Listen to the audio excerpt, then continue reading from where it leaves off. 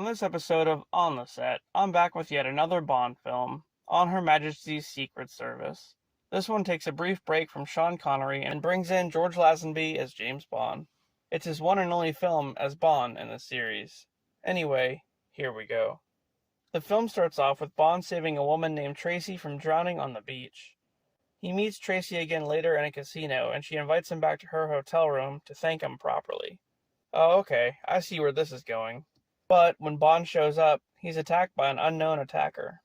He makes quick work of the fight and subdues the guy, then heads back to his own room.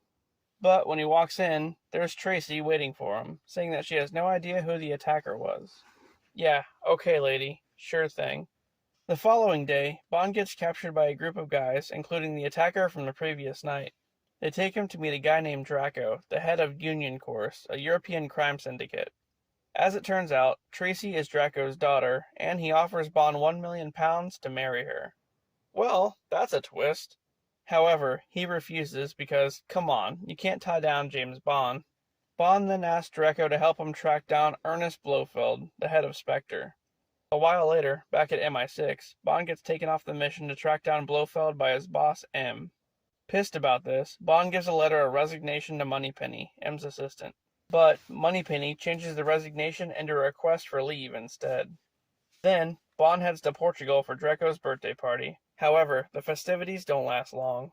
Draco refers Bond to a law firm in Switzerland.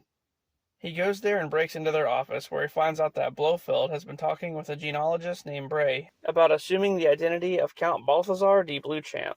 But I'm not exactly sure why. Anyway, Bond meets with Blofeld posing as Bray. Why wouldn't he recognize Bond immediately? Didn't they meet up in the last one? Blofeld's running a clinic in the Swiss Alps. While he's there, Bond meets 12 women who are all patients. And that night, after dinner, Bond goes to one of the patients, Ruby's room, to sleep with her. Of course he does. He discovers at midnight that all the patients go into a hypnotic state while Blofeld gives them instructions. So, they're basically like sleeper agents, and they're all being brainwashed into releasing a biological agent on the world's agriculture. Then, Bond gets captured by Irma, one of Blofeld's henchmen. Well, so much for that disguise, Bond.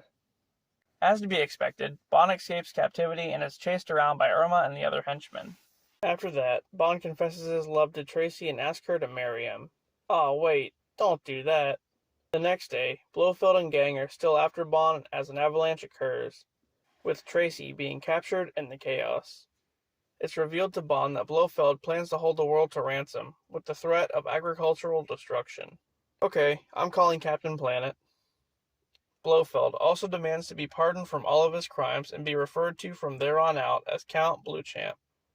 Without the consent of MI6, Bond and Draco storm Blofeld's compound and rescue Tracy. The compound gets destroyed, but of course, Blofeld gets away. Then, an intense bobsled chase occurs, ending with Blofeld getting taken out by a tree branch. After that, Bond ends up marrying Tracy in Portugal. But Blofeld's not having that shit, and he shows up to gun them down, drive-by style. Bond survives, but Tracy does not. Well, that's the price of marrying James Bond, I guess. The end. So I think Lazenby is a pretty good Bond. It was a bit different than Connery's portrayal. And it sucks that he only got one film. And also, this is the only Bond film where Bond doesn't get the girl. Well, he kind of did. Almost. Anyway, guys, I hope you enjoyed it, and I'll see you next time for another Bond adventure.